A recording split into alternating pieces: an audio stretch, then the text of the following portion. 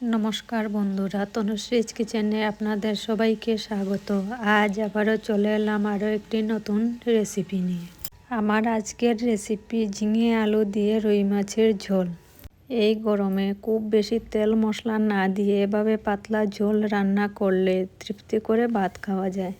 তাহলে বন্ধুরা ভিডিওটি স্কিপ না করে পুরো ভিডিওটি দেখবেন। আর যদি রেসিপিটি ভালো লাগে তাহলে একটি লাইক দিয়ে চ্যানেলটি সাবস্ক্রাইব করার অনুরোধ রইল।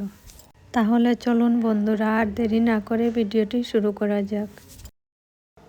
ঝিঙে আলু দিয়ে মাছের ঝোল বানানোর জন্য প্রথমে এখানে আমি নিয়েছি একটি বড় সাইজের ঝিঙে। প্রথমে ঝিঙের উপরের খোসাটাকে ছাড়িয়ে নেব। ঝিঙের খোসা ছাড়িয়ে নিয়েছি। এবার ঝিঙেটাকে এভাবে লম্বা লম্বা করে কাটবো।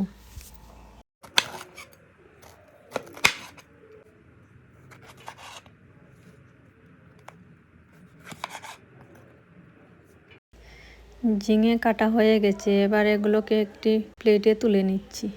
এবার এখানে নিয়েছি দুটো আলু। আলুগুলোকে আমি খোসা ছাড়িয়ে নিয়েছি। এবার এগুলোকেও একইভাবে লম্বা লম্বা করে কেটে নিচ্ছি।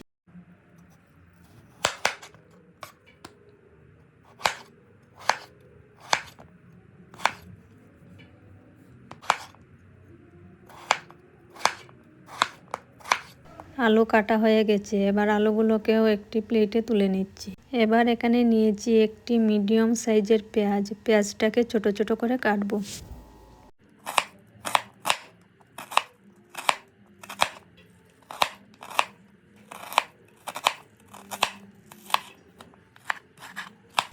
পেঁয়াজ কাটা হয়ে গেছে। এবার এগুলোকেও নামিয়ে নিচ্ছি। এবার এখানে নিয়েছি একটি টমেটো। টমেটোটাকেও এভাবে ছোট ছোট করে কাটবো।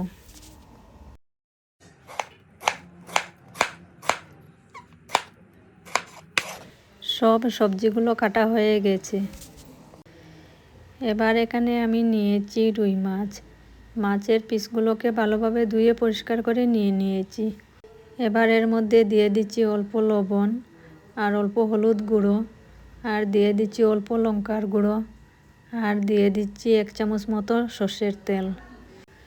সব মশলা দেওয়ার পর এবার মাছের পিসগুলোকে ভালোভাবে মেখে নেব। মাছের পিসগুলো খুব ভালোভাবে মেখে নিয়েছি। এবার এগুলো ভাজার জন্য এদিকে একটি কড়াই বসিয়ে দিয়েছি। কড়াই বসিয়ে এর মধ্যে দিয়ে দিচ্ছি সর্ষের তেল। তেলটাকে ভালোভাবে গরম করে নিয়েছি। এবার এর মধ্যে দিয়ে দিচ্ছি এক এক করে মশলা মাখানো মাছের পিসগুলো।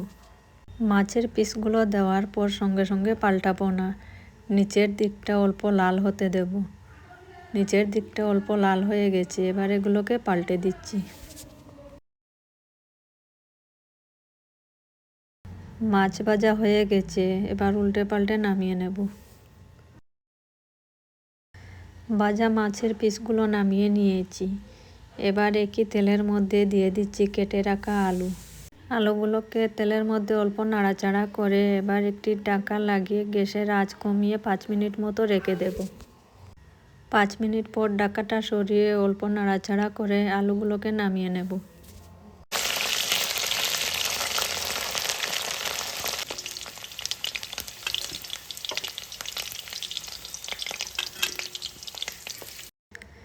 ভাজা আলুগুলোকে নামিয়ে নিয়েছি।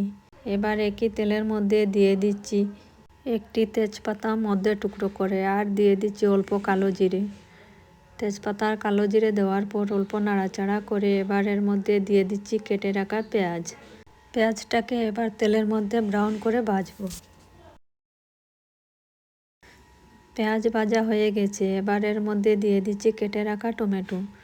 টমেটো দেওয়ার পর পেঁয়াজের সাথে 1-2 মিনিট মতো নাড়াচাড়া করে ভাজবো।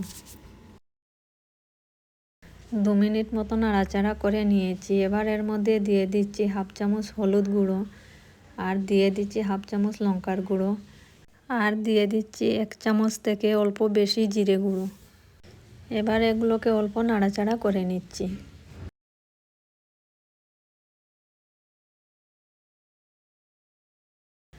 মশলা দেওয়ার পর 1 মিনিট মতো নাড়াচাড়া করে নিয়েছি। এবার এর মধ্যে দিয়ে দিচ্ছি কেটে রাখা ঝিঙে।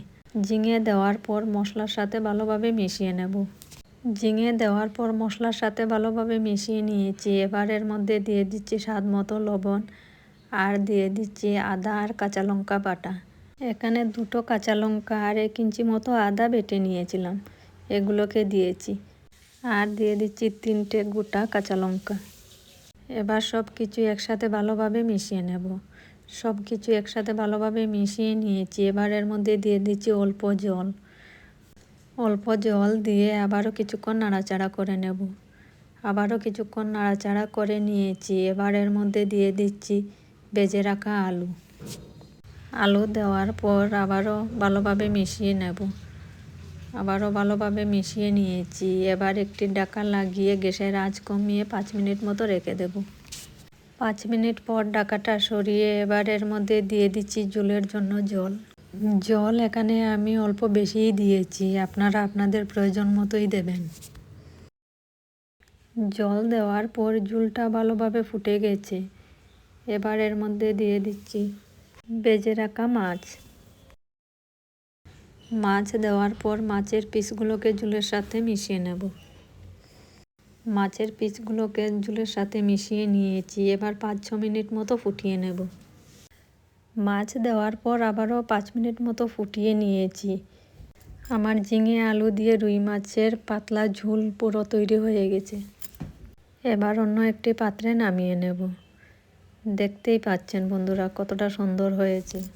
এই মাছের ঝোল গরম ভাতের সাথে খেতে দারুণ লাগে। তাহলে বন্ধুরা আমার আজকের এই রেসিপিটি আপনাদের কেমন লেগেছে তা অবশ্যই কমেন্ট করে জানাবেন আর ভিডিওটি শেয়ার করে দেবেন।